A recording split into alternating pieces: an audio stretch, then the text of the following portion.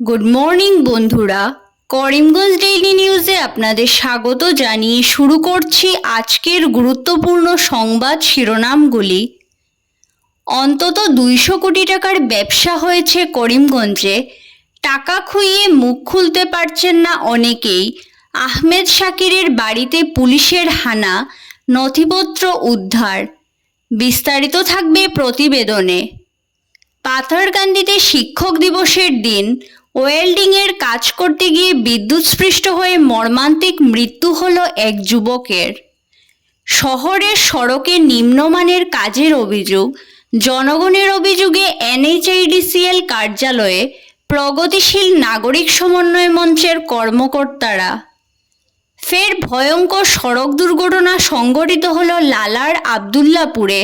নেক্সন এবং বেলেনোর মুখোমুখি সংঘর্ষ, আহত 4 জন। শিক্ষক দিবসের দিনেই আন্দোলনে নামলেন আসাম বিশ্ববিদ্যালয়ের শিক্ষক শিক্ষিকারা। প্রতিবাদী আন্দোলনে উত্তাল হলো হাইলাকান্দি জেলা সদর। আন্দোলনে বন্যা সমস্যার স্থায়ী সমাধান, বন্যায় ক্ষতিগ্রস্ত কৃষকদের এককালীন আর্থিক সাহায্য প্রদানের দাবি।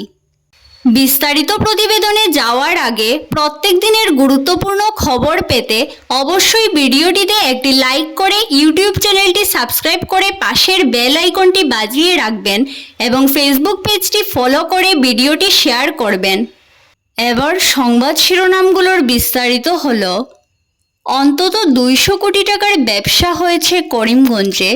ব্যবসা বললে হয়তো ভুল হবে। প্রতারণা করে লুটে নেওয়া হয়েছে 200 কোটি টাকা। অধিক মুনাফা লাভের আশায় প্রতারণার ফাঁদে পা দিয়েছেন করিমগঞ্জের অন্তত সহস্রাধিক লোক। করিমগঞ্জে প্রতারণার মূল কেন্দ্র ছিল বাকরশাল এলাকা। সেখান থেকে সুনির্দিষ্ট কৌশলে অনলাইনে টাকা লাগানো হচ্ছে বলে খবর রটানো হয়। পরবর্তীতে এক একজনের কাছ থেকে লক্ষ লক্ষ টাকা লুটে নিয়েছে তথাকথিত অনলাইন চক্রের লোকেরা। অনলাইনে টাকা লাগালে মাসে 15% মুনাফা, অর্থাৎ বছরে 180% লাভ।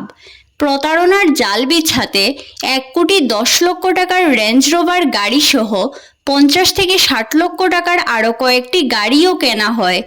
অত্যাধুনিকভাবে সাজানো হয়েছে একটি ঘর, যেখানে সুবিশাল কার্ভ টিভি লাগানো হয়েছে। এ ধরনের টিভি সচরাচর লোকেদের ঘরে দেখা যায় না।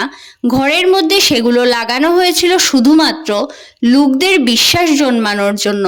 আর সেই বিশ্বাসের উপর ভিত্তি করে বাকরশাল থেকে শুরু করে করিমগঞ্জ শহর, বদরপুর, নিলামবাজার সহ সর্বত্র প্রতারক চক্র জাল বিস্তার করে।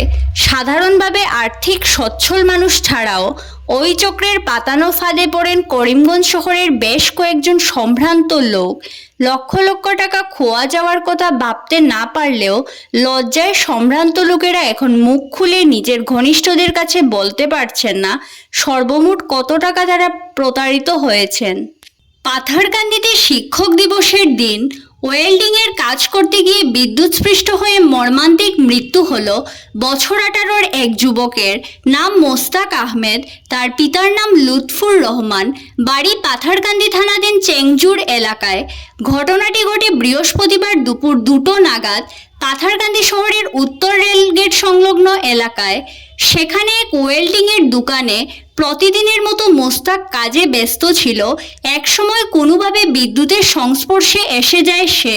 গুরুতর আহত মোস্তাককে উদ্ধার করে প্রথমে পাথারকান্দি সামূহিক হাসপাতালে নিয়ে আসা হয়। পরে করিমগঞ্জ সরকারি হাসপাতালে নিয়ে যাওয়ার পথে মোস্তাকের মৃত্যু হয়। পুলিশ মরদেহ করিমগঞ্জ সরকারি হাসপাতালে নিয়ে ময়নাতদন্তের পর পরিবারের হাতে সমঝে দেয়।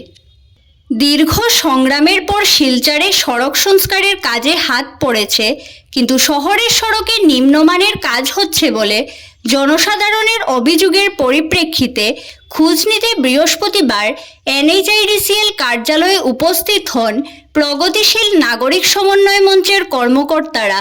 তারা জানান, জনগণের আন্দোলনের চাপে অসম সরকার শেষ পর্যন্ত শহরের ক্যাপিটাল পয়েন্ট থেকে মেডিকেল কলেজ পর্যন্ত সড়কটির কাজ শুরু করলেও তা যে শুধু প্রলেপ দেওয়া হচ্ছে তা কারো চোখ এড়ায়নি। কোথাও পুরনো পিচের উপর, কোথাও কাদার উপর রাতের অন্ধকারে চলছে রাস্তা তৈরির কাজ।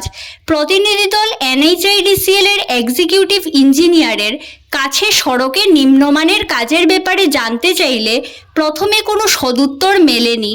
উল্লেখ্য, প্রতিনিধি দলে শিলচর পলিটেকনিকের প্রাক্তনী সংস্থার পক্ষ থেকে কয়েকজন বিশেষজ্ঞ উপস্থিত ছিলেন, যারা সড়ক নির্মাণের পদ্ধতি সম্পর্কে অভিজ্ঞ। প্রথমে এক্সিকিউটিভ ইঞ্জিনিয়ার দেওঘর আক্রমণাত্মক কথাবার্তা দিয়ে শুরু করলেও পরে তিনি বুঝতে পারেন যারা এসেছেন তাদেরও সড়ক নির্মাণ সম্পর্কে যথেষ্ট ধারণা রয়েছে। 6 নম্বর জাতীয় সড়কের আবদুল্লাপুর লালাছড়া এলাকায় বৃহস্পতিবার বিকেল 4টা নাগাদ নেক্সন ও বোলেরো গাড়ির মুখোমুখি সংঘর্ষে দুটি গাড়ির চালক সহ মোট 4 জন জখম হয়েছেন। দুর্ঘটনার পর স্থানীয়রা ছুটে এসে আহতদের উদ্ধার করে লালা প্রাথমিক স্বাস্থ্য কেন্দ্রে প্রেরণ করেন। পরে আবদুল্লাপুর ফাঁড়ির পুলিশ দুর্ঘটনাগ্রস্ত গাড়ি দুটি উদ্ধার করে ফাঁড়িতে নিয়ে যায়। শিক্ষক দিবসেই আন্দোলনে নামলেন আসাম বিশ্ববিদ্যালয়ের শিক্ষক শিক্ষিকারা। ক্লাস ছেড়ে বিশ্ববিদ্যালয়ের শিক্ষকদের নির্বাচনী কাজে লাগানোর প্রতিবাদ জানালেন আসাম বিশ্ববিদ্যালয় টিচার অ্যাসোসিয়েশনের সদস্যরা। বৃহস্পতিবার বিশ্ববিদ্যালয়ের সামনে শান্তিপূর্ণ প্রতিবাদে সামিল হন সব বিভাগের মোট 128 জন শিক্ষক। আসাম বিশ্ববিদ্যালয় টিচার অ্যাসোসিয়েশন বিশ্ববিদ্যালয় চত্বরের সামনে শিক্ষক দিবস উপেক্ষা করে বিক্ষোভ কর্মসূচি পালন করে বেলা 11টা থেকে দুপুর 12:30 পর্যন্ত প্রতিনিধিত্বমূলকভাবে সব বিভাগের প্রায় 128 জন শিক্ষক এতে অংশ নেন। তারা জানান, নির্বাচনের সময় অগ্নি পরীক্ষার মুখে পড়তে হয়েছে তাদের, এমনকি যারা শারীরিকভাবে প্রতিবন্ধী তাদেরও ছাড় দেওয়া হয়নি। রাতেও কাজ করতে হয়েছে শিক্ষকদের। প্রতিকূল আবহাওয়ায়ও দিনের বেলা অতিরিক্ত বোঝা বহন করতে হয়েছে তাদের মধ্যে কেউ কেউ এমনকি জীবন হুমকির পরিস্থিতি থেকেও অল্পের জন্য রক্ষা পেয়েছেন। দুর্গম অঞ্চলে কঠিন পরিস্থিতির মুখোমুখি হতে হয়েছে নির্বাচনের দায়িত্বে থাকা শিক্ষকদের। তারা জানিয়েছেন, সাধারণভাবে আসাম বিশ্ববিদ্যালয়ের সমস্ত বিভাগে শিক্ষা গবেষণা প্রক্রিয়া সহ প্রাতিষ্ঠানিক কাঠামোকে একেবারে অকার্যকর করে তোলার প্রতিবাদেই এই প্রতিবাদী আন্দোলন। প্রতিবাদী আন্দোলনে উত্তাল হল হাইলাকান্দি জেলা সদর। পূর্ব হাইলাকান্দির বন্যা সমস্যার স্থায়ী সমাধান করা সহ কাটাকাল নদীর ভাঙা বাঁধ, তসলা ও আঙ্কাইলঙ্কাই সংস্কার করা ও বন্যায় ক্ষতিগ্রস্ত কৃষকদের এককালীন আর্থিক সাহায্য প্রদানের দাবি তোলা হয় এদিন। বৃহস্পতিবার রাইজোর দল, কৃষক মুক্তি সংগ্রাম সমিতি ও অসম জাতীয়তাবাদী যুব ছাত্র পরিষদের নেতৃত্বে এই প্রতিবাদী আন্দোলনে সাধারণ মানুষ ক্ষোভ উগরে দেন। এদিন দুপুর 12টা নাগাদ হাইলাকান্দি শহরের গাছতলা থেকে শুরু হওয়া ডিসি অফিস চলো মিছিলে সংগঠনগুলির কর্মকর্তা সহ বহু মানুষ অংশ নেন। এই কার্যসূচিতে বিভিন্ন স্লোগান দিয়ে পরিবেশ উত্তাল করে তোলেন প্রতিবাদকারীরা।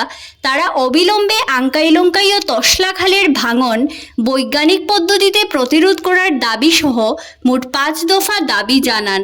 অন্যান্য দাবিগুলোর মধ্যে রয়েছে ভাঙনের স্থায়ী সমাধানে একটি বিশেষজ্ঞ কমিটি গঠন করা, ক্ষতিগ্রস্ত পরিবারগুলোকে আর্থিক সাহায্য প্রদান করা, বন্যাপীড়িত এলাকায় পর্যাপ্ত পশুখাদ্য প্রদান ও বন্যা কবলিত এলাকায় মেডিকেল ক্যাম্প করা। ধন্যবাদ সবাইকে। আরও নতুন নতুন খবর পেতে করিমগঞ্জ ডেইলি নিউজ পেজটিকে ফলো করে সঙ্গে থাকুন।